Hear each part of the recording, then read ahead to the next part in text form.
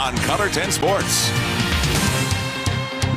Well, hello, everybody, and welcome to Week 5 of the high school football season in 1st and 10. And I'll be honest with you, when this all started, I didn't think we'd get this far into the season because of COVID-19. There have been a lot of cancellations, but lots of football as well, and that includes at Kickapoo tonight. That's where Color 10's Matt Vereen was with our Game of the Week. Tonight's Game of the Week between Kickapoo and West Plains had all the features of an Ozark Conference Game of the Year. Kickapoo coming in 3-1, West Plains 4-0. But by the end of this one team, and specifically two names, were the main feature by the end of the game. The Chiefs and Zizzers went head-to-head for 0 points in the opening quarter of this one, but that changed in the second. West Plains in Chiefs territory for the first time. They hand off to senior Titus Selly, and he goes full bulldozer, absolutely refusing to go down as he grinds toward an 18-yard gain to the Kickapoo 17. Same drive, 4th and 1 at the 10. They go back to Selly, and he gets the 1st and more marked out at the 1-yard line. No problem, back to Selly, and he's in for the touchdown. And the game's first point, 7-0 West Plains. Next Zizzers drive, first play, who else? Titus Selly again refusing to be tackled, a 33-yard gain into Kickapoo territory. Again, the Zizzers with a 4th down attempt. They go double handoff to Selly and then Connor Lair, who picks up the 1st to the 6-yard line. And for the touchdown, like he even had to ask, Selly gets the last 6 to score 6 more and put West Plains up 14-0 at halftime. Selly with 108 of the Zizzers' 179 rushing yards, while Kickapoo had just 40 total. Second half, Laird keeps providing the second of the 1-2 backfield punches, and much like Selly, pounding his way through Kickapoo, refusing to settle for anything less than the goal line. 43 yards on the score to make it 21-0, and with 4 minutes left in the game, it's Lair again, this one 30 yards, as West Plains shuts out Kickapoo 28-0. I love the guy to death. He's an animal. Obviously, you see him, he's an animal. He's a freak of nature, and I just love the guy. And give him the ball more. It's mindset. It's crazy. You got to be a different type of mindset to play the game, and that's what we got. We got a lot of crazy people on our team. Anytime they touch it, something good's going to happen, and then there's always a chance for something special. You know, Titus is so good at running his feet on contact. People don't want contact with him all the time, and then you've got Connor Lair that's that same guy.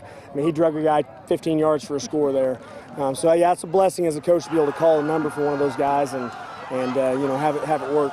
I'll leave the backflips to the players as the Zizzers obviously pretty excited about this 5-0 start to the year as they stay undefeated with a big shutout win here at Kickapoo. Reporting from Springfield, Matt Vereen, Ozarks First.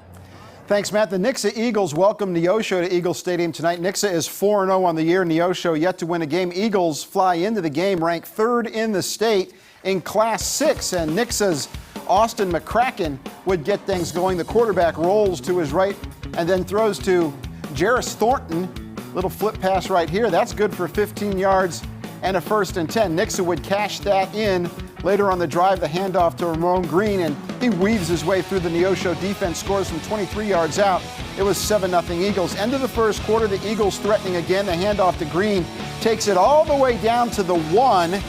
So the first play of the second quarter is a touchdown. Green again takes it to the near corner of the end zone, 14-0 Nixa, and the 3rd-ranked Eagles fly to 5-0 with a 51-0 win over the Wildcats. In Willard tonight, the Tigers looking for their first win of the season against Joplin. The Eagles are 2-2, and Joplin was on the move early, always right as the quarterback, and he hands off to Keaton Renfro throws it to Renfro. Renfro down the far sideline, 23 yards to the 10.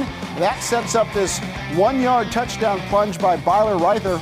It was 6-0 Eagles, but Willard would battle back in this one. The direct snap goes to Owen Bushnell on the Wildcat play. This one picks up 19 yards in a 1st and 10, and that would set up this quarterback keeper by Tyler James in to make it 7-6, Willard in front, and Willard upsets Joplin 32-20 to win its first game of the season. In Marshfield tonight, 1-3 Jays looking to bounce back into the win column against the 1-3 East Newton Patriots. Marshfield on the move early. Bryant Bull throws in the flat to Blake Anderson.